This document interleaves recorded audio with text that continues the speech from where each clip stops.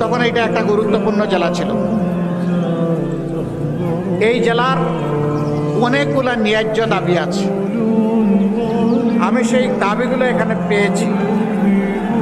এরকম 6টা দাবির কথা আমার সামনে উত্থাপন করা হয়েছে। নোয়াখালী বিভাগ চাই, মাশাআল্লাহ, ভেরি ওয়ার্ম রেসপন্স।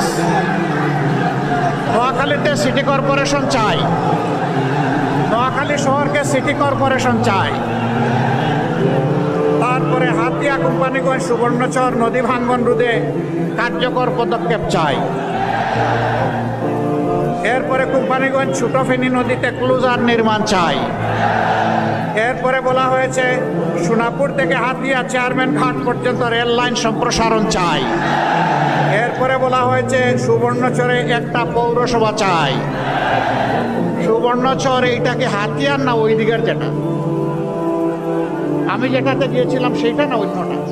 হ্যাঁ, আমি যেখানে গিয়েছিলাম, হ্যাঁ, আমি একজন দুঃখিনী মায়ের দরবারে পৌঁছার চেষ্টা করেছিলাম, যাকে হায়ানারা কষ্ট দিয়েছিল একটা সিম্বলে 18 সালে ভোট দেওয়ার কারণে। ওই মায়ের সম্মানে সেখানে আমরা নির্বাচিত হলে পৌরসভা করবো ইনশাআল্লাহ, ওই মাকে সম্মানিত করার জন্য ইনশাআল্লাহ তাআলা আজিম। আপনাদের এই 6টা দাবি আমি বুঝতে পারলাম যে নোয়াখালীবাসীর প্রাণের দাবি। দোয়া করবেন, কথা দিচ্ছি আপনাদের সাথে বেইনসাফি করা হবে না ইনশাআল্লাহ। ইনসাফের মানদণ্ডে দাঁড়িয়ে